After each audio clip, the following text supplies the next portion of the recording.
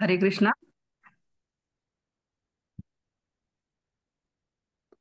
येतोय आवाज. हरे कृष्णा. हरी बोल. हा, येतोय का माताजी माझा आवाज? हो हो. माताजी, दंडवत प्रणाम. धन्यवाद.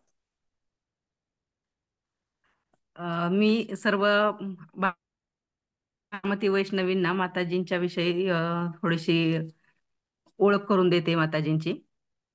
माताजी लहानपणापासूनच भक्तीमध्ये आहेत आणि त्यांचे आई वडील पण सुरुवातीपासून भक्तीत असल्यामुळे माताजींना लहानपणापासूनच भक्तीचं बाळकडू मिळालेलं आहे.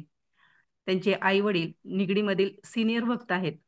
निगडीमध्ये जी सुरुवात झाली प्रचाराची, त्या प्रचारामध्ये त्यांच्या आईवडिलांचा खूप मोलाचा वाटा आहे.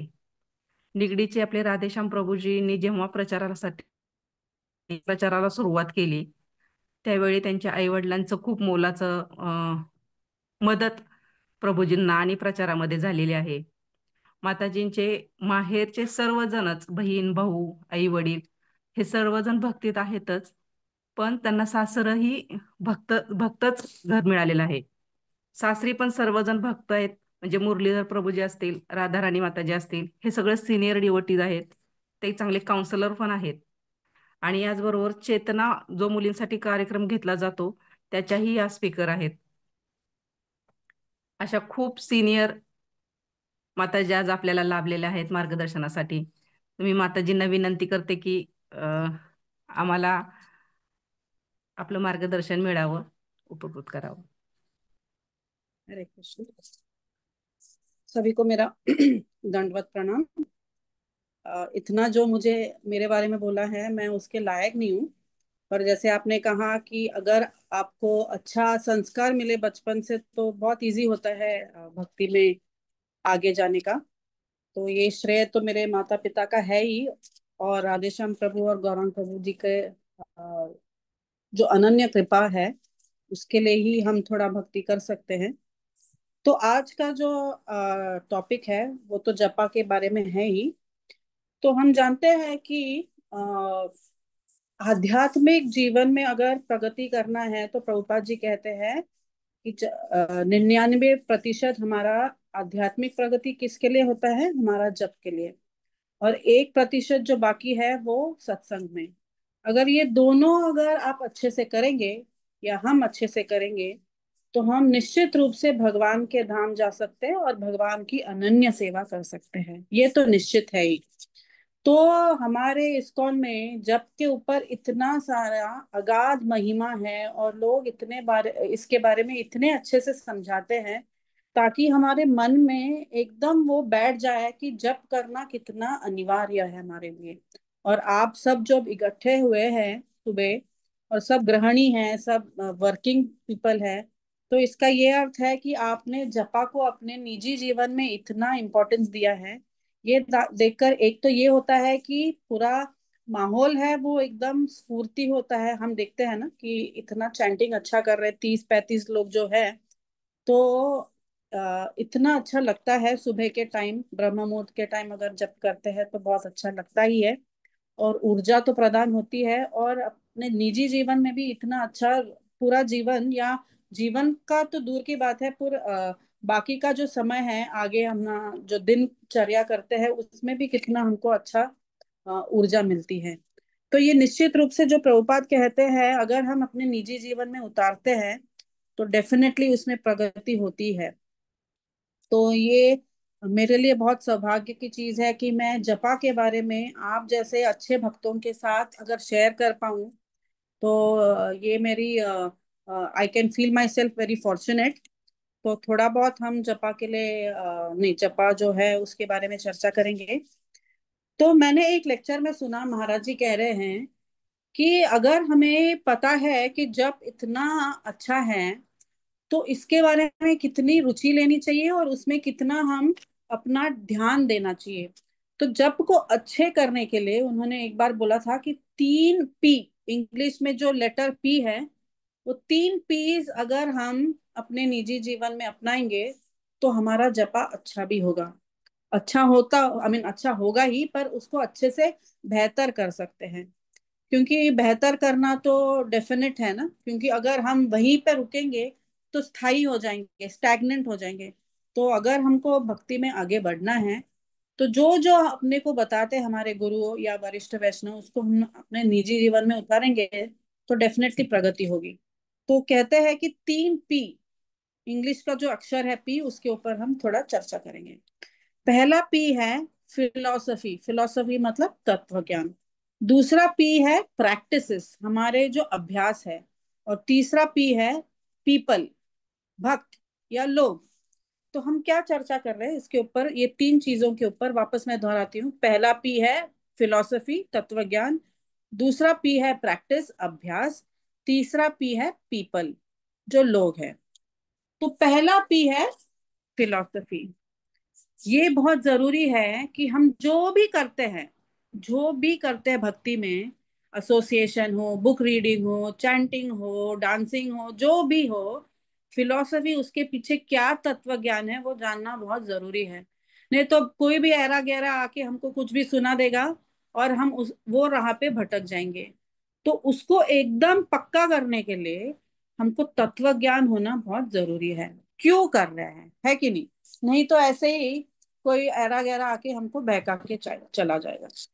तो तत्व ज्ञान, हमारा जो शास्त्र है, जो वैदिक शास्त्र है, उसमें इतना उल्लेख किया है जप के बारे में या नाम जप के बारे में, उसके महिमा के बारे में, उसके गान के बारे में। अगर हम थोड़ा बहुत उसके बारे में रोज पढ़ेंगे, भले 5 मिनट 10 मिनट, तो जो भी तत्व ज्ञान है वो शास्त्रों में हमको समझेगा कि क्यों नाम जप के ऊपर इतना प्रभाव डाला है, या इतनी उसके बारे में क्यों बताया जा रहा है, क्योंकि क्या नाम जप करना चाहिए, क्यों नाम जप करना चाहिए, कैसे नाम जप करना चाहिए, इसका फलश्रुति क्या होता है, क्या अनुभव होता है। अगर इसके बारे में हम थोड़ा चर्चा करेंगे या पढ़ेंगे शास्त्रों से, तो हमारा ज्ञान पक्का हो जाएगा। तो हम जानते हैं कि 4 युग है, सतयुग, त्रेता, द्वापर और कलयुग। और हर एक युग में एक धर्म बोला है, युग धर्म बोला है, हम सब जानते हैं। तो सतयुग में क्या बताया है कि हमको ध्यान करना चाहिए, ध्यान के माध्यम से हम भगवान को रिझा सकते हैं। त्रेता युग में क्या बोला है कि हमको ज्ञान अर्जन करना चाहिए या तप करना चाहिए। द्वापर में क्या बोलते हैं कि हमको भगवान के श्री विग्रहों का अर्चना करना चाहिए। और कलयुग में नाम आधारा। कलयुग एक ऐसा युग है कि बाकी सब 3 चीज करने की जरूरत नहीं, ध्यान लगाने की जरूरत नहीं, तप करने की जरूरत नहीं है, मंदिर में जाके अर्च विग्रहों की पूजा करने की जरूरत नहीं, क्योंकि ये सब 3 चीज नाम जप में ही सम्मिलित है, मतलब उसी में है। देखिए जाए, अगर नाम और नामी में क्या अंतर, कुछ भी नहीं है कि नहीं? नाम और भगवान के रूप में कुछ अंतर नहीं है, नाम और भगवान के गुण में कोई अंतर नहीं है, नाम और भगवान के धाम में कोई अंतर नहीं है। तो अगर हम नाम अच्छे से करेंगे तो बाकी 3 चीज होता ही है उसमें, क्योंकि नाम, अगर नाम जप करते हैं तो ध्यान भी करते हैं, तपस्या भी है, क्योंकि मन का और जो वचन का एकदम क्या बोलते हैं उसे, बैलेंस होना बहुत जरूरी है। क्योंकि जब जप करते हैं तो ध्यान लगा के करते हैं ना, ऐसे इधर उधर भटकता है तो डेफिनेटली नाम तो अच्छे से बोल ही नहीं पाते हैं। तो इसका क्या अर्थ है कि अगर हम अच्छे से नाम का उच्चारण करते हुए, ध्यान लगाते हुए भगवान का नाम जप करते हैं, तो इसका फल क्या मिलता है? सतयुग में जैसे हम ध्यान लगाते हैं वो भी फल मिल जाता है, त्रेता युग में हम यज्ञ करते हैं वो भी ध्यान मिल जाता है, क्योंकि नाम, नाम यज्ञ है, नाम संकीर्तनम यज्ञ, सर्व पाप प्रणाशनम, ऐसे बोलते हैं ना भगवत गीता में। तो नाम में सब कुछ सम्मिलित है। अलग जाके हमको ध्यान लगाने की जरूरत नहीं है, यज्ञ करने की जरूरत नहीं है, श्री विग्रहों की सेवा करने की जरूरत नहीं है, मतलब ये सब इसमें सम्मिलित है। तो इसका क्या अर्थ हुआ? या हमारे गुरु कहते हैं कि शास्त्र कहते हैं कि ये सब अगर आप नाम जप करते हो, अच्छे से करते हो, तो आपको उसी का फल स्वरूप मिलता है। ध्यान का फल स्वरूप मिलता है, यज्ञ का फल स्वरूप मिलता है, और श्री विग्रहों का सेवा करने का जो फल मिलता है वो नाम जप में ही सम्मिलित है। तो क्योंकि ये मंत्र है ना, अगर हम मंत्र का विच्छेद करेंगे तो इसका क्या अर्थ है? मन को त्रायल करने वाला, त्रस्त, क्योंकि हमेशा मन त्रसित है, तो उसको अगर दुख से सुख में परिवर्तित करना है तो नाम जप करना आवश्यक है। तो इसीलिए मन, बुद्धि और देह से अगर हम अच्छे से नाम जप करेंगे तो हमारा नाम ही भगवान को रिझा सकता है। तो ये अर्थ हुआ। तो ये जो नाम जप की जो महिमा है या जो तत्व ज्ञान है, शास्त्रों में उल्लेख है कि नहीं? लोग पूछते हैं ना कि आप इस्कॉन वाले इसका बहुत सारा प्रचार करते हैं कि हरे कृष्णा बोलो, हरे कृष्ण का मंत्र उच्चारण करो। तो उनको समझाने के लिए हमको ये तो मालूम होना चाहिए कि कौन से शास्त्र में उसका उल्लेख दिया है। तो पहले तो हमारा कली संतरण उपनिषद है ही। कली संतरण उपनिषद, कली के जो प्रभाव है उसको संतरण करने के लिए जो उपाय दिया गया है उसमें जो उल्लेख है, हरि नाम का उल्लेख है। उसमें क्या बोलते हैं? इति षोडशकम नाम नाम कली कल्मष नाशनम ना तो परतरो पाया सर्व वेदेषु दृश्यते। सर्व वेदों का सार क्या है? इति षोडशकम नाम नाम। क्या मतलब? ये 16 अक्षरी नाम जो है, हरे कृष्णा कृष्णा कृष्णा हरे हरे, हरे राम राम राम हरे हरे, ये 16 अक्षर जो नाम है, अगर हम निज रोज अपने दिनचर्या में उसको अगर हम उच्चारण करते हैं, जो कली का प्रभाव है उसको नाश भी करता है। इसमें इतनी क्षमता है। ये पहला है। फिर ब्रह्मांड पुराण में भी बोलते हैं, नाम संकीर्तनम देवा तारकम ब्रह्म दृश्यते। ये बहुत इंपॉर्टेंट है। इसमें क्या कहते हैं कि नाम संकीर्तन ये देव है, मतलब भगवान का ही स्वरूप है। अगर हम अपने मुंह से उसका उच्चारण करते हैं तो क्या प्रभाव होता है? तारकम ब्रह्म दृश्यते। इसका क्या होता है अर्थ? कि हमारा जो निज स्वरूप है वो हम प्राप्त कर सकते हैं। हम सब जानते हैं कि हमारा जो स्वरूप है आध्यात्मिक जगत में कुछ अलग ही है। यहाँ पे तो हम ये जो बाहरी स्वरूप जो भगवान ने दिया है वो भौतिक जगत के लिए है, पर आध्यात्मिक जगत में हमारा कुछ अलग ही सच्चिदानंद स्वरूप है। क्योंकि भगवान सच्चिदानंद है तो उनके जो पार्षद है या उनसे जो निकले हुए पार्ट एंड पार्सल से उनका भी एक अच्छा सा स्वरूप है, सच्चिदानंद स्वरूप। तो अगर हम अच्छे से बिना कोई अपराध किए नाम का उच्चारण करते हैं, हरि नाम करते हैं, तो हमारा जो निज स्वरूप है उसको हम पहचान पाते हैं। फिर हमारे जो गौड़ीय वैष्णव है वो क्या बोलते हैं, थोड़ा हम उसके बारे में चर्चा करेंगे। एक तो है श्री राधार भावे, हम गाना गाते हैं ना, श्री राधार भावे बेगोरावतार, हरे कृष्ण नाम गोरा कोरिला प्रचार। वासुदेव घोष जी क्या बोलते हैं कि ये जो भगवान का नाम है वो और श्री राधा जो भगवान की अनन्य शक्ति है, लादिनी शक्ति है, उनमें कोई अंतर नहीं है। तो हमारे जो चैतन्य महाप्रभु है क्यों अवतरित हुए हैं? ये नाम का जो फल है हम तक पहुंचाने के लिए और हमको निज धाम लेके जाने के लिए, ये इसी के लिए प्रचार करने महाप्रभु आए हैं। तो हम कितने सौभाग्यशाली हैं कि हम ऐसे गौड़ीय वैष्णव परंपरा से हमारा संबंध है, जहाँ पे महाप्रभु स्वयं आए हैं ताकि हमको ये हॉटलाइन देने के लिए। क्या हॉटलाइन है? हरे कृष्णा कृष्णा कृष्णा हरे हरे, हरे राम राम राम हरे हरे। तो हमको इतना सरल भाव से हमको दिया है। तो हमको क्या है, ये सब अपना जीवन में अपना के और रोज भगवान का नाम लेके क्या है कि हम भगवान को तो प्रसन्न करते ही है, पर हमारा निज स्वरूप भी हमको प्राप्त होता है। फिर श्रीमद् भागवतम में आखिरी श्लोक क्या बोलते हैं हम सब जानते हैं। जैसे भगवत गीता में भगवान क्या कहते हैं कि आपको जो जो कार्य करना है वो हम ना स्वधर्म है। और वो स्वधर्म लास्ट में क्या बोलते हैं कि वो सब धर्मों का त्याग करके आप मेरी शरण लो। कैसे शरण लो? भगवत गीता में तो ये बोलते हैं शरण लो। और शरण कैसे लेना है वो भागवतम में समझाते हैं। नाम संकीर्तनम यस्य सर्व पाप प्रनाशनम प्रणामो दुख शमना तम नमामि हरिम परम। हरिम परम, हरि का नाम परम है। अगर ये नाम संकीर्तन हम रोज उच्चारण करते हैं तो सर्व पापों का प्रनाशनम, सर्व पाप हमारे धुल जाते हैं। और ऐसे अगर हम दिव्य स्वरूप में भगवान को हम प्रयत्न कर सकते हैं उनके धाम तक पहुंचने का और उनसे प्रेम करने का। ये हुआ हमारे गौड़ीय संप्रदाय। फिर लोग पूछेंगे ये तो हुआ इस्कॉन या गौड़ीय संप्रदाय, बाकी जो चार संप्रदाय है उनमें क्या बोलते हैं, है कि नहीं, उसके बारे में जानना जरूरी है। तो श्री संप्रदाय में भी हरि नाम के ऊपर बहुत इंपॉर्टेंस दिया गया है। क्या बोलते हैं, उनका जो मूल मंत्र क्या है, ओम नमो नारायणाय। हम जानते हैं ना कि जब हम साउथ इंडिया जाते हैं तो वहां पे ओम नमो नारायण करके बोर्ड भी लिखा होता है मंदिर के सामने। तो उनका वो मूल मंत्र है। या श्रीमन नारायण नारायण हरि हरि, ऐसे बहुत अच्छे से वो गाते हैं। तो हर एक परंपरा में हरि नाम के बारे में लिखा ही है और वो गाते भी है। या ओम नमो भगवते वासुदेवाय देवाय, और हम जानते हैं कि वो विष्णु सहस्त्रनाम का भी उच्चारण करते हैं।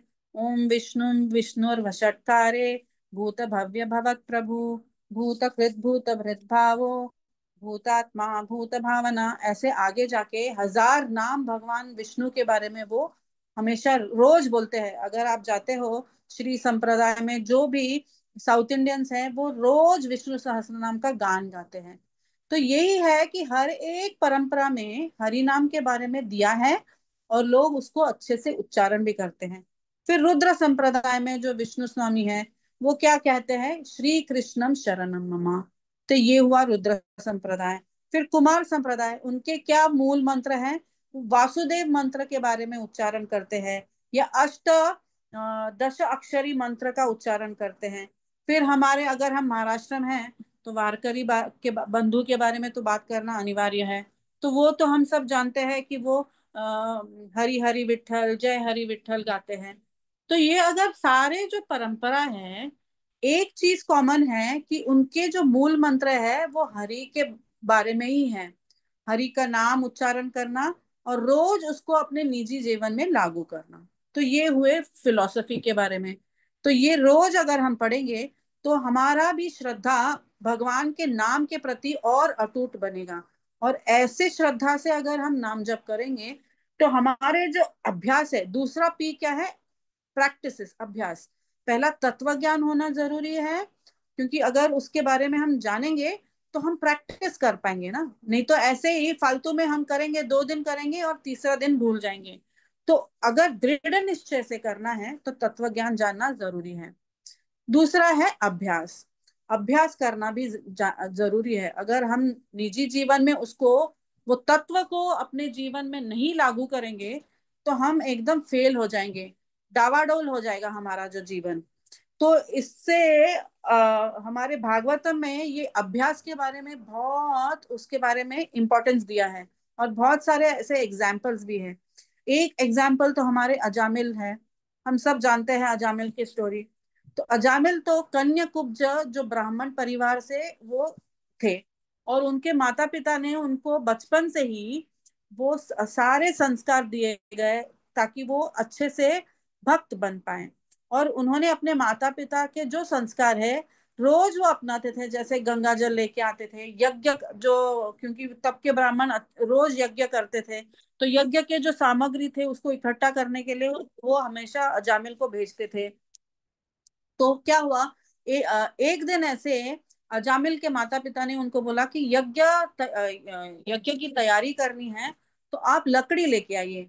तो वो जंगल जाके वो लकड़ी लेने के लिए गए थे।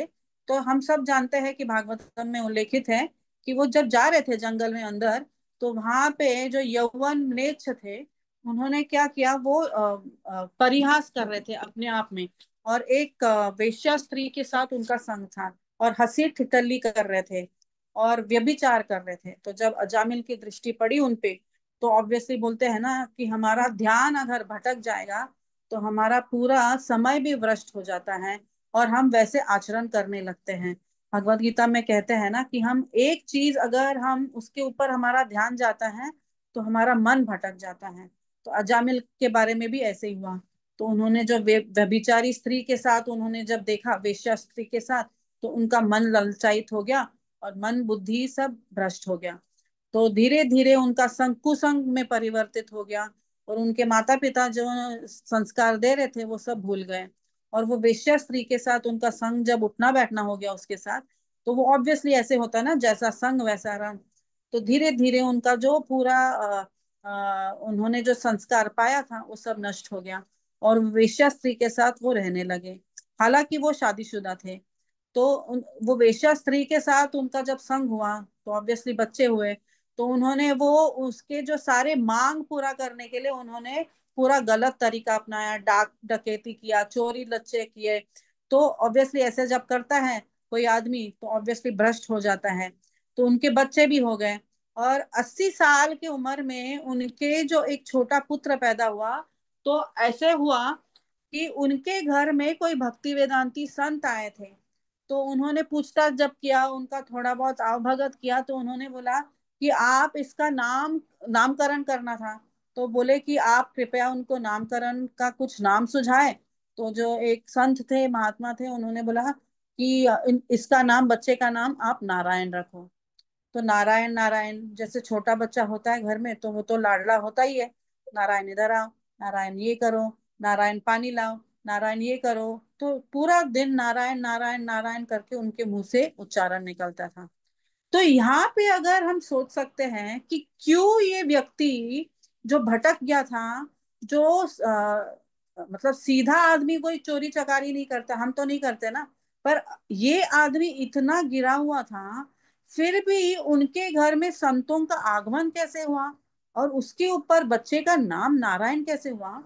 तो ये कहते हैं कि पिछले जन्म में भी अजामिल अच्छे परिवार में पैदा हुआ था, वहां पे भी वो भक्ति कर रहा था और बचपन में भी वो अपने माता पिता का संस्कारों का पालन कर रहा था। इसके प्रतिफल में वो भक्ति वेदांत ने वो भूले नहीं, क्योंकि बोलते हैं ना संत कोई बाहरी रूप से किसी को नापतोल नहीं करता है, वो ये सिर्फ देखता है कि उसने पहले क्या किया है। उसका जो ज्ञानार्जन था वो भक्ति में वो थोड़ा उसके काम आया। बैलेंस शीट जो था ना, हम देखते हैं ना, अगर हम पूरे जीवन में अगर कुछ कार्य अच्छे किए हैं तो भगवान उसको याद रखते हैं और उसको फल फल भी देते हैं। तो अजामिल जो पहले संत थे या ब्राह्मण परिवार से थे, तो संस्कारित व्यक्ति था। तो उसने भी जो ज्ञान अर्जना की या भक्ति की अर्जन की, उसका फलश्रुति उसको तब मिला जब उसको बहुत जरूरत था। तो क्योंकि उसने पूरे टाइम नारायण नारायण नारायण करके उच्चारण करता था, तो नारायण का नाम ऐसे लेने से थोड़ा तो उसका फल मिल रहा था। तो ऐसे कहते थे, उसका जब निकट टाइम आया मृत्यु का, तो हम सब जानते हैं कि वहां पे यमदूत आए थे उसको लेने के लिए। तो तभी वहां पे विष्णुदूत भी आए। और विष्णुदूत और यमदूत में लड़ाई लड़ाई मतलब ऐसे होने लगी कि विष्णुदूत बोले कि ये तो हमारा अधिकार है कि इसको हम अपने निज धाम लेके जा सके। तो यमदूत बोले ऐसे कैसे, इसने तो इतने पाप कर्म किए थे, ये तो वहां का लायक ही नहीं, आप कैसे लेके जा सकते हैं। तो वापस ये जब यमराज के पास लेके गए, और यमराज ने बोला कि ये ठीक है, विष्णुदूत जो बोल रहे वो सही है, क्योंकि वो अपने मुंह से नारायण का नाम ले रहे थे और नारायण का नाम और नारायण में कोई अंतर नहीं है। तो विष्णुदूत जो बोल रहे तो सही है। तो वापस जब लेके गए तो वहां पे जो संत आए थे बोल रहे थे कि, क्योंकि ये पश्चाताप करने लगा अजामिल, क्योंकि उसको पता चल गया कि उसने पूरा जीवन इतना पाप कर्मों में घटित कर दिया, तो उसका अभी निकट टाइम आया है।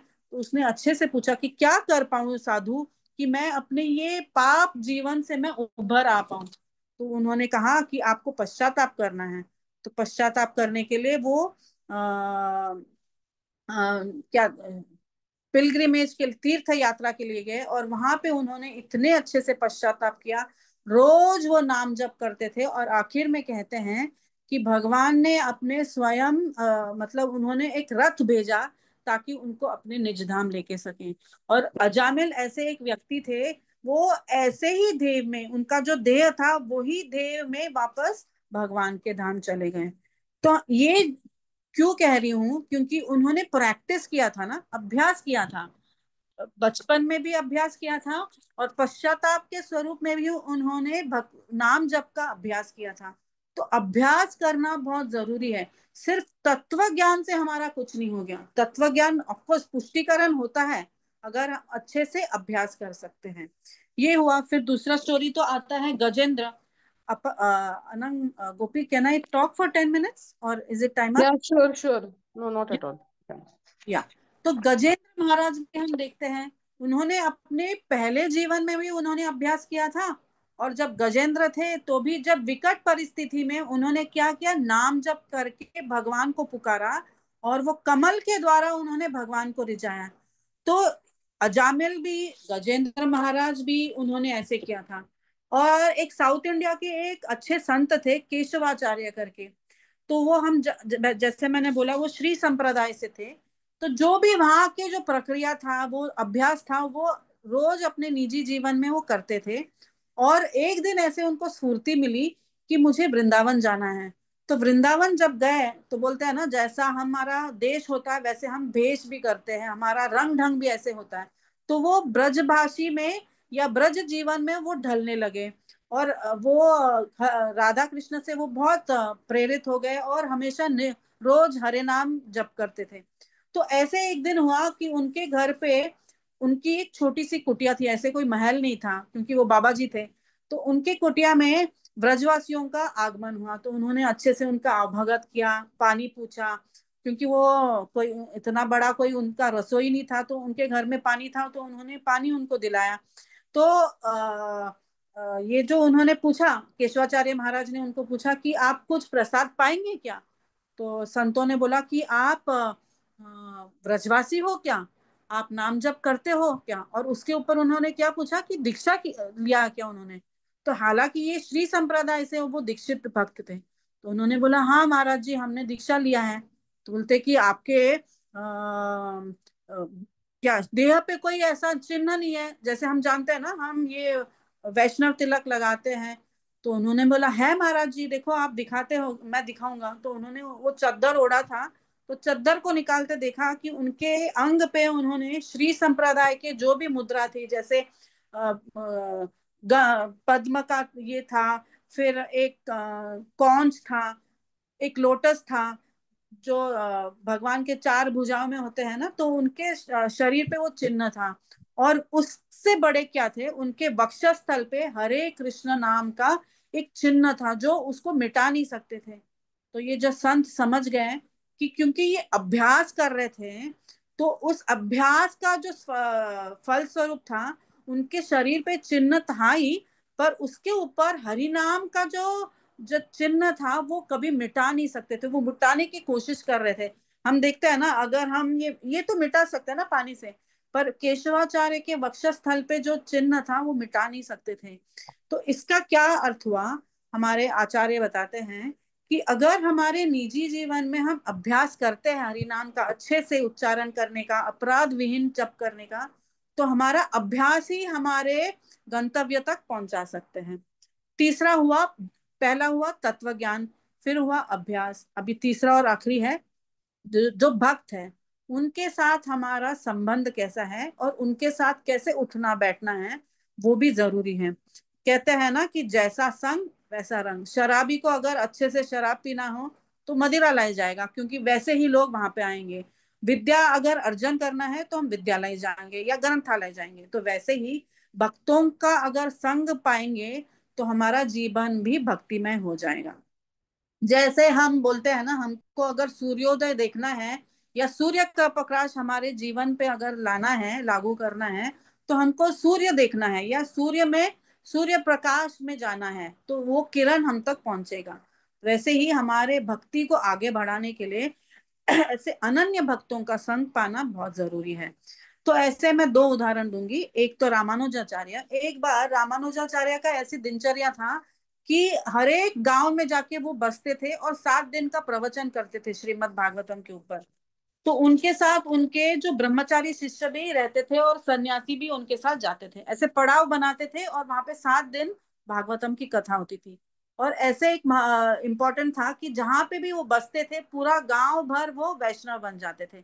ऐसी महिमा रामानुजाचार्य के उच्चारण में था, मतलब हरि नाम में या भागवत में। तो एक गांव में जब वो पड़ाव लगाने गए, तो रामानुजाचार्य ने बोला कि आज मैं भागवतम नहीं कहूंगा। तो ब्रह्मचारी शिष्य एकदम आश्चर्यचकित हो गए, बोले ऐसे कैसे, अगर आप नहीं दोगे, हमने तो सारे लोगों को न्योता दिया है, पड़ाव भी बांधा है, तो व्यासासन भी है। तो उन्होंने बोला आप चिंता मत करो, जो भी धोबी, उनके साथ ना एक धोबी रहता था, हर एक जगह वो धोबी आता था ताकि वो महाराज जी के, रामानुजाचार्य के जो वस्त्र थे उनको धुला सके। तो उन्होंने क्या बोला कि घाट में, धोबी घाट में एक धोबी है, उसको बुला। एकदम आश्चर्यचकित हो गए, अरे धोबी को क्या बुला रहे अभी। तो फिर भी क्योंकि आज्ञा था तो उन्होंने बुलाया। तो रामानुजाचार्य ने धोबी को बुलाया, बहुत उनको अच्छे से बहला, मतलब उनके सर पे हाथ फेराते बोला कि दो आपको आज भागवतम देना है। तो ये और भी आश्चर्यचकित हो गया, मतलब मैं कैसे दे सकता हूँ, मैं तो अनपढ़ हूँ, मैं तो शास्त्रों का ज्ञान भी नहीं जा सकता हूँ। ये जो सारे आपके सामने शिष्य हैं वो तो महान पंडित हैं, संस्कृत के बारे में ज्ञानी हैं। तो रामानुजाचार्य बोले नहीं, मैं आपको ही आदेश दे रहा हूँ, आप जाके व्यासासन पे बैठो और भगवान के नाम के बारे में बताओ। तो क्योंकि आज्ञा थी तो उन्होंने आशीर्वाद लिया। तो आशीर्वाद पाके वो व्यासासन पे जब बैठे तो उनके मुंह से इतने अच्छे अच्छे वचन निकले श्रीमद् भागवतम के बारे में, भगवान के बारे में, आखिर भगवान के नाम की महिमा के बारे में। और वो ही आश्चर्यचकित हो गए कि मैं इतना अनपढ़ था, मेरे मुंह से क्यों कैसे निकला। ऐसे बोलते हैं ना कि कोई भी व्यक्ति भगवान का नाम ले सकते हैं अगर उस पे गुरु कृपा हो। हम बोलते भी है ना गुरु वंदना में कि जो मूकम करोति वाचालम पंगुल लंघयते गिरम यत् कृपातमहं वंदे श्री गुर दीनतारिणम। हमको भगवान तक पहुंचाने का एकमात्र जरिया है वो गुरु की असीम कृपा। तो धोबी को असीम कृपा प्राप्त हुई रामानुजाचार्य से। तो इससे ये एग्जाम्पल से हमको पता चलता है कि कोई भी व्यक्ति, अगर हम गुरु की सेवा कैसे कर सकते हैं, भगवान के नाम के द्वारा कर सकते हैं, और भक्तों का संग करने से हमारा जो जीवन है उसको परिवर्तित कर सकते हैं। और हमारे चैतन्य महाप्रभु भी ऐसे करते थे ना, जहां पे भी जाते थे, साउथ इंडिया यात्रा में हम सब जानते हैं, जहां पे भी वो कृष्ण का नाम लेते थे, राम का नाम लेते थे, पूरा गांव भर उनके पीछे आ जाते थे और परिवर्तित हो जाते थे और वैष्णव बन जाते थे। और हरिनाम लीलामृत में भी बताते हैं ना हरिनाम के बारे में कि नाम चिंतामणि यस्य चैतन्य, ये चैतन्य विग्रह है। क्योंकि चैतन्य मतलब भगवान, और भगवान के नाम में कोई अंतर नहीं है। तो ये पावर ऑफ हरिनाम है। तो एक एक छोटा सा स्टोरी बोल के मैं विराम देना चाहती हूँ। एक बार नारद मुनि कृष्ण भगवान के पास गए और बोले कि हे भगवान, नाम तो मैं जानता हूँ, नाम की महिमा के बारे में थोड़ा आप बताएंगे क्या विस्तारित रूप से।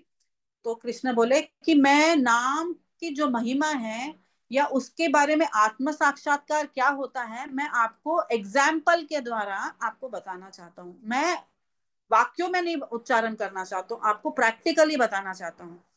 तो वो बोले कि आप नारद मुनि, आप धरती पे जाओ और जो भी आपके साथ सहवास करना चाहता है या आप जिससे भी मिलते हो, उसको आप सिर्फ हरि नाम उनके कानों में उच्चारण करो। तो नारद मुनि पहले तो आश्चर्यचकित होते, ये कैसा प्रैक्टिकल बोल रहे हैं भगवान। फिर भी भगवान ने बोला है इसलिए उन्होंने बोला चलो ठीक है। तो वो धरती पे जब आ रहे थे तो उनको याद था कि जो भी उनके पास आते हैं उनको उनके कानों में उच्चारण करना है। तो पहला कौन आता है, एक कीट दिखता है। तो कीट, अभी कीट इतना छोटा है, उसके कान भी कितने छोटे रहेंगे। तो नारद मुनि तो ऑब्वियसली दिग्गज थे ही। तो वो कानों के पास गए और उच्चारण किया, हरे कृष्णा कृष्णा कृष्णा हरे हरे, हरे राम राम राम हरे हरे। और जैसे ही उन्होंने कान में उच्चारण किया तो कीट वहीं पे अपना देह छोड़ दिए। और नारद मुनि डर गए, वापस भगवान के पास गए, बोले भगवान देखो कैसे हुआ, वो तो मर गया वो कीट। बोले आप चिंता मत करो, मैंने जो आपको बोला है वो सिर्फ आप पालन करो। तो वापस जब आए तो कौन, तितली मिली। तो तितली के कानों में उन्होंने बताया महामंत्र, तितली भी वहां पे देह छोड़ दिए। तो वापस भगवान के पास गए तो भगवान ने उनको आश्वासन दिया, नहीं आप चिंता नहीं करना, आप सिर्फ जो मैंने बोला है उस पर आप अमल करो। तो वापस गए तो वहां पे एक हिरण दिखा। तो हिरण के कानों में बोला और हिरण भी वहां पे उनका वो ढेर हो गए। वापस भगवान के पास गए और वापस वो आश्वासन के साथ वापस आए तो वहां पे एक बछड़ा था। तो बछड़े के कान में बोला तो बछड़ा भी वहां पे देह छोड़ दिया।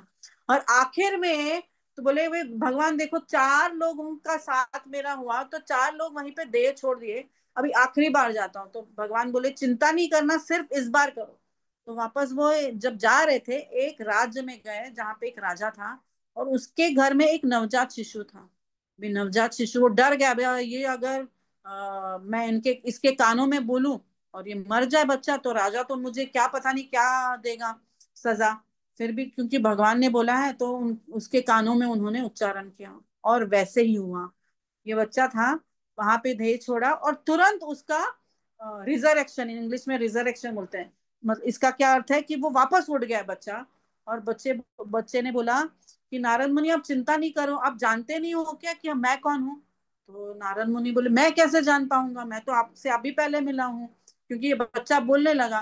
तो बोले आपको शायद मालूम नहीं है, आप ऐसे एक व्यक्ति हो जो मुझे, मैं जब कीट था तभी मिले, और आपने मेरे कानों में हरि नाम दिया, इसलिए मेरा जन्म कीट से तितली हुआ, तितली से मैं हिरण हुआ, हिरण से बछड़ा हुआ, और बछड़े के बाद मेरा जन्म कैसे हुआ, मनुष्य शरीर में मुझे मिला। और ये मनुष्य शरीर मुझे मिलने से ही मैं भगवान के धाम पहुंच गया। तो ये कारण क्या हुआ, आपके हरिनाम के वजह से। और आप इतने अच्छे भक्त हो, आपके माध्यम से मुझे ये लाभ प्राप्त हुआ। तो इसका क्या तात्पर्य हुआ, एक तो पहला, वापस मैं दोहराती हूँ, तीन पीस, पहला तत्व ज्ञान, दूसरा प्रैक्टिस अभ्यास, और तीसरा पीपल, जो लोग हैं अनन्य भक्त हैं, उनके साथ अगर हमारा सहवास हो, उठना बैठना हो, तो हमारा जीवन एकदम लाभदायी होगा। तो इसका क्या, अगर आपको इसका सारांश निकालना है, तो बहुत सारे ऐसे सॉन्ग्स है ना हमारे वैष्णव संप्रदाय में। तो एक तो बहुत अच्छा, अभी अभी हाल ही में यूट्यूब में देखा रहेगा, एक अत्रेय सिस्टर्स करके, वो ये राम की महिमा के बारे में बोलते हैं। क्या बोलते हैं, राम नाम वेम्बो नाम वन तेरे भव विल्ला मन के, मूर लोक के कारण करता नारायण जग के। इसका क्या मतलब है, अगर हम अपने जीवन में तत्व ज्ञान को बिठाएंगे, अभ्यास करेंगे, और भक्तों का संग करेंगे, उसमें अगर नाम जप करेंगे, तो हमारा जो मतलब हम सब जानते हैं, हम भय में कभी कभी होते हैं, क्या कुछ छीन जाएगा क्या, कुछ अनाप शनाप होगा क्या, कुछ हमारा जीवन का परिवर्तन होगा कि नहीं, अगर ये संशय है, तो उसका अगर हमको निवारण पाना है, तो राम नाम का जप, कृष्ण नाम का जप अगर हम रोज करेंगे, तो हमारा जीवन एकदम शुभ बन जाएगा। हरे कृष्ण।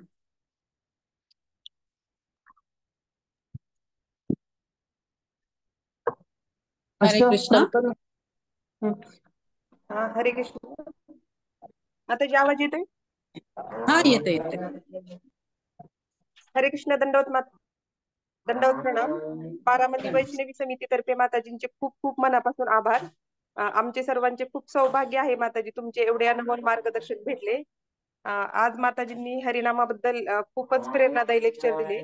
खरंच आपली 99% प्रगती ही हरिनामावरती अवलंबून आहे. तर माताजी खरंच हरिनाम जप किती हृदयापासून केला पाहिजे, हे माताजी खूप खूप हृदयातून आता समजायला लागले. तसेच सर्व सेवेंचे फळ हे हरे कृष्ण महामंत्राने भेटते. अ, हे पण माताजींनी खूप छान सांगितलं. आपल्या जीवनामध्ये 3 गोष्टी आता माताजींनी खूप छान उदाहरण देऊन सांगितल्या: तत्वज्ञान, अभ्यास आणि भक्तांचा संग किती महत्वाचा आहे. हे जर आपण आत्मसात केलं तर नक्कीच माताजी तुमच्या तुमच्या प्रेरणेने ते बदल होऊ शकतो. तसेच हरे कृष्ण मंत्रामुळे आपण ह्या कलियुगामध्ये राहतो, तर कलीचा फरक, हरे कृष्ण महामंत्र घेतल्याने कलियुगामध्ये कलीचा प्रभाव नष्ट होईल. म्हणजे आपण आपल्या सर्वांचं किती मोठं सौभाग्य आहे की आपल्याला श्री प्रभुपादांजींच्या कृपेमुळे हरिनाम भेटले. खूप खूप धन्यवाद माताजी. तसेच तुमचे असेच मार्गदर्शन आम्हाला वेळोवेळी लाभो, नेहमी लाभो, त्याच्यासाठी माताजी मी तुमच्या प्रति खूप कृतज्ञ आहे. आणि खूप खूप धन्यवाद माताजी. हरे कृष्ण. हरे कृष्ण, सभी को धन्यवाद, दंडवत प्रणाम। हरे हरी बोल। हरे कृष्ण. माताजी एक सवाल पूछ सकते हैं?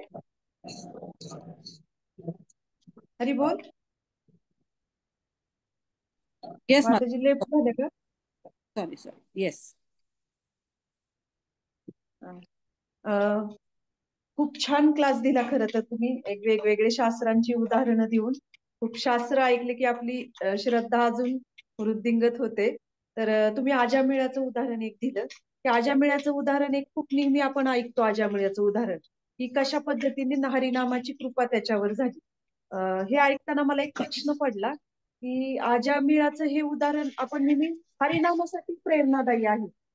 परंतु मी विचार केला की कलियुगामध्ये तर अशा गोष्टी आपल्याला पाऊलं पाऊली अनुभवण्यास मिळतात. जसं अजामिळाने एक उदाहरण बघितलं तरी त्याची चेतना दूषित झाली. परंतु आपल्याला मात्र या आताच्या काळामध्ये हे पदोपदी ह्या गोष्टी अनुभवायला मिळतात, पाहण्यास मिळतात. आणि अशा वेळेस आपली चेतना का बरं दूषित होणार नाही? किंवा जरी तसे धोक्याची घंटा आपण या उदाहरणातून आपण बघू शकतो. आणि दुसरी गोष्ट म्हणजे की आपण कसं स्वतःला प्रोटेक्ट केलं पाहिजे. म्हणजे हरिनामासाठी प्रेरणा देणारं हे एक उदाहरण. त्याचबरोबर आपण कसं अलर्ट राहिलं पाहिजे आपल्या आध्यात्मिक जीवनामध्ये, की नकळतपणे ह्या गोष्टींचे परिणाम आपल्या चेतनेवर हरिनाम घेताना होत असतात, जे आपल्यालाही समजत नाहीत. त्याचा काय म्हणू शकतो आपण, आपल्यावर आपटत असतात ह्या गोष्टी. तर याच्यासाठी आपण स्वतःच आत्मपरीक्षण कसं केलं पाहिजे आणि याच्यावर आपण कशा पद्धतीने अलर्ट पण राहिलं पाहिजे, हा प्रश्न आहे माझा. थँक्यू. अच्छा क्वेश्चन है। भगवद गीता में कहते हैं ना, ध्यायते विषयान पुंसा संगस्तेषु उपजायते संगात संजायते कामा कामात क्रोध विजायते। तो पहले हमको आपने एक्चुअली आपके क्वेश्चन में ही आपने आंसर बोला है, अलर्ट रहना है। अलर्ट कैसे रह सकते हैं कि जैसे हम जानते हैं भागवतम में बोलते हैं ना कि हर एक जो हमारा पाउल जैसे मराठी में बोलते हैं वो हमेशा डेंजर जोन में रहता है। तो डेंजर से बचने के लिए हमको कॉशन, इंग्लिश में कॉशन मतलब अलर्टनेस भी रहना चाहिए। तो अलर्ट कैसे होंगे? अगर सेम अगर मैंने अपने जो इसमें बोला है लेक्चर में, पहला तो हमारा तत्व ज्ञान बहुत स्ट्रांग होना चाहिए, रोज पढ़ना चाहिए। जैसे गौरांग प्रभु बोलते हैं कि हमारा स्टडी, स्क्रिप्चरल स्टडी इतना स्ट्रांग होना चाहिए कि हमारा मन भी अगर इधर उधर भटक जाए ना, तो हमको वो फ्लैशेस मिलना चाहिए। फ्लैशेस होता है ना कभी कभी, हाँ ये गलत है, ये गलत है, ये डेंजर जोन है, वो डेंजर जोन है। जैसे हम तैरना अगर सीख जाए और हम समंदर में जाते हैं तो लाइफ गार्ड वहां पे हमेशा तैनात रहते हैं ना।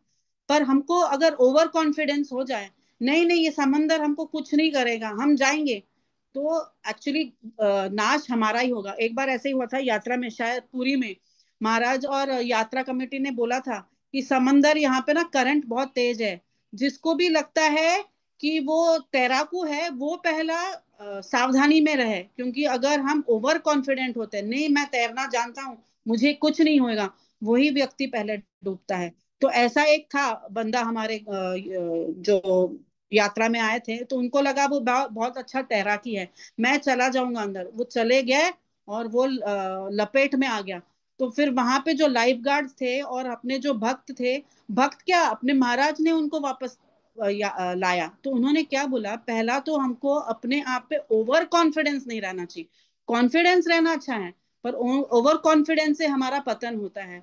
तो अगर हम सोचेंगे हम ही सबसे मतलब हम में इतनी क्षमता है कि हम सब लोभ लोभ आता है तो उसको दूर कर सकते, नहीं, हमारा कोई भी स्ट्रेंथ नहीं है, क्योंकि जो माया देवी है वो तो बहुत स्ट्रांग है, हमसे कितने गुना स्ट्रांग है, क्योंकि वो भगवान की ही शक्ति है ना।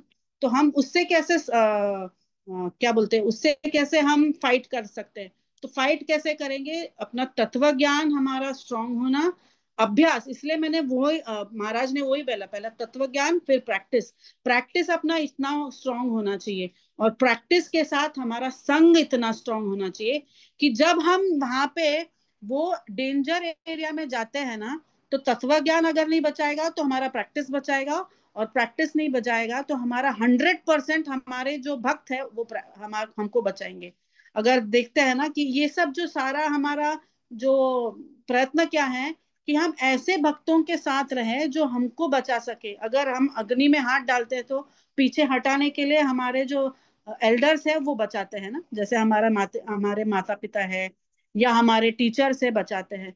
तो ये जो आप जो बोल रहे हो डेंजर जोन तक हम जाते ही है, पर डेंजर जोन से पीछे हटाने के लिए हमारे जो भक्तगण है वो बचाते हैं। तो ये तीन चीज, इसलिए तत्व ज्ञान जानना, अभ्यास करना और भक्तों का संग, अगर ये तीन चीज से हम प्रोटेक्टेड है तो ऑब्वियसली हम प्रोटेक्शन में ही रहते हैं, डेंजर जोन में नहीं जाते हैं। अगर किसी किसी को कुछ ऐड करना है तो बोल सकते हैं। अब Anang Gopi, you want to add something?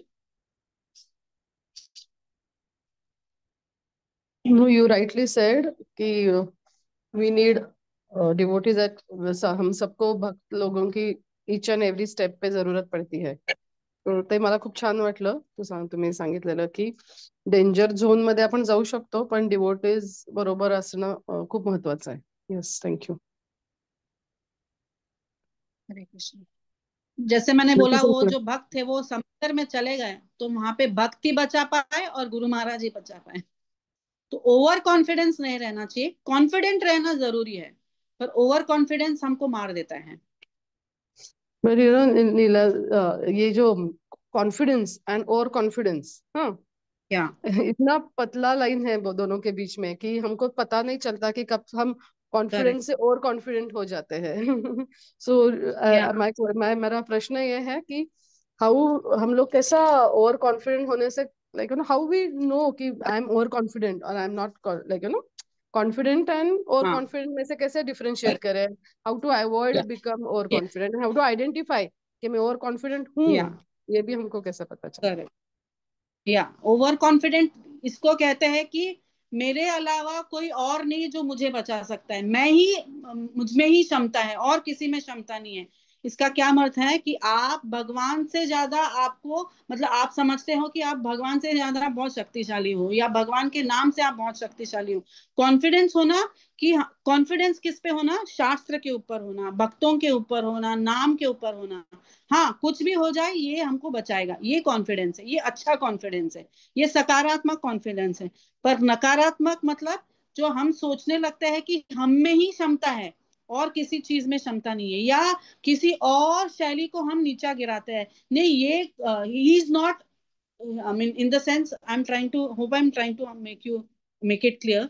कि if we feel that we are more competent enough than the other Padhat, but if we feel, yes, Harinam is confident, I mean, Harinam is important for us, the philosophy is important for us, the devotees are important for us, Guru Maharaj is important for us. So if we have confidence in them, that is not overconfidence. That is having confidence in them, in their strength, not in our own strength.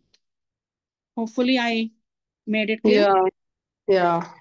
See, it happens with जो शास्त्र और हरिनाम और गुरु महाराज के बारे में तो रहता ही है वो confident. When it comes to the devotees, है ना, Yeah, हमारे yeah, स्पेशली हमारे आजू बाजू के भक्त, है ना, yeah, जब हमारे जो सीनियर्स रहते हैं, लाइक एकदम सुपर सीनियर्स रहते हैं, तो उनके बारे में कॉन्फिडेंट लगता, ओवर कॉन्फिडेंट नहीं होते हैं. लेकिन yeah, जब हम लोग, जो हमारे आजू बाजू के लोग हैं जिनके साथ हम लोग सेवा करते हैं, इक्वल yeah. से, जूनियर से, सीनियर से, जो भी है, उधर this is the most danger I feel कि When उधर we हम are with लोग our own, हाँ, उधर हम लोग ओवर कॉन्फिडेंट होते हैं कि no, I am right. yeah. So नहीं, आई थिंक वी शुड बोलते हैं बी. ना, भगवान भगवत गीता में बोलते हैं, don't think you are the doer. तो अगर हम अपने आप को करता धरता समझते हैं तो हम समझना चाहिए हम डेंजर जोन में हैं. अगर हम भगवान को देंगे, बाकी भक्तों को देंगे, तो हम वो डेंजर जोन में नहीं रहेंगे.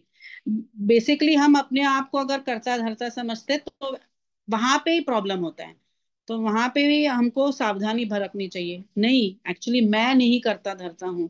जैसे हम अगर कोई नया प्रोग्राम चालू करते हैं और हम पे ही सब कुछ निर्भर है, पर अगर हम सोचने लगते हैं अगर मैं नहीं करूंगी तो कौन करेगा, ये गलत है. अगर हम क्योंकि यहाँ पे अहम होता है ना, मैंने किया, अगर मैं नहीं करूंगी तो कौन करेगा, ये गलत है. अगर ये सोचेंगे कि हम सब कर रहे हैं तो वो we can we will be away from pride, क्योंकि एक्चुअली अहंकार ही सब कुछ गिराता है हमारा. Yeah, thank you. Actually you are competent to answer this, but you are giving me. अजून कोणाला काही प्रश्न? हरिबोल. हरे कृष्णा, दंडवत प्रणाम माताजी. खूप खूप धन्यवाद, एवढं छान लेक्चर दिलं तुम्ही. मी मराठी बोलते, इज इट ओके? हाँ हाँ, बोला बोला. येस. येस. मला असं विचारायचं होतं, ती धोबीची स्टोरी सांगितली ना, रामानुजाचार्यांमुळे त्याचा कसा ते भक्तीमध्ये आला, त्याचा एंड फक्त तुम्ही थोडासा रिपीट करू शकाल का माताजी? त्याचं काय रिपीट करू? शेवटी त्याचा कसा उद्धार झाला, थोडासा रिपीट हाँ करता हाँ का माझं? हाँ हाँ, करेक्ट. मैं जो बोल रही थी ना कि जैसा संग वैसा रंग, बोलते हैं ना कि अगर कोई लूला लंगड़ा भी भक्ति में लग जाए तो उसको गुरु कृपा से वो तारण कर सकता है, वो चलने लगता है। जो मतलब जो अंधा है वो भी देखने लगता है गुरु की कृपा से। ये स्टोरी का मतलब वही है, क्योंकि वो हमेशा भक्तों के साथ रहता था और रामानुजाचार्य के जो श्रीमुख से हमेशा वो भागवतम सुनता था, तो उसमें भी परिवर्तन हो गया। हालांकि वहां पे इतने सारे दिग्गज ब्राह्मण थे, सन्यासी थे, पर यहाँ पे रामानुजाचार्य ये समझा रहे थे कि वो जो धोबी है वो अनन्य भक्त कैसे बना, क्योंकि वो अच्छे से सेवा कर रहा था। सेवा से मेवा मिलता है ना। अगर सेवा अच्छे से करे, कोई निजी हित नहीं हो उसको, और उसको कोई प्रतिष्ठा नहीं चाहिए था, वो तो सिंपल एक धोबी था। वो क्या कर रहा था, रामानुजाचार्य के जो कपड़े थे वो धोता था, पर वो उससे क्या मतलब वो करते करते वो भगवान का नाम स्मरण कर रहा था, तो परिवर्तन हो गया ना। इसीलिए भगवान नहीं, सॉरी, रामानुजाचार्य ये दर्शाना चाहते थे कि कोई भी व्यक्ति भगवान के निकट जा सकता है। वो सिर्फ ऐसे बोल नहीं रहे कि ब्राह्मण का जो है या क्षत्रिय है या कोई ऊंचे उसका खानदान है वही भगवान के धाम का पात्र है, नहीं। वो ये दर्शा रहे थे कि अगर अपने जीवन में अगर अच्छे से अभ्यास करेंगे, अच्छे से हरिनाम करेंगे, कोई भी आदमी परिवर्तित हो सकता है। धोबी कौन था वहां पे, तो वो दर्शा रहे थे कि वो कोई अनपढ़ था ना, उसको कोई शास्त्र का ज्ञान नहीं था, पर वो भगवान मतलब गुरु की सेवा कर रहा था और कानों से भगवान का नाम का उच्चारण भी कर रहा था और सुन भी रहा था। तो उसका परिवर्तन इतना अच्छा हो गया, तो जैसे बोलते हैं ना, मूक बधिर भी बोलने लगा। तो उसका ये दृष्टांत है। हरी बोल माताजी। हरे कृष्ण। खूप खूप धन्यवाद। या हरे कृष्णा। हरे दंडवत प्रणाम। आशा।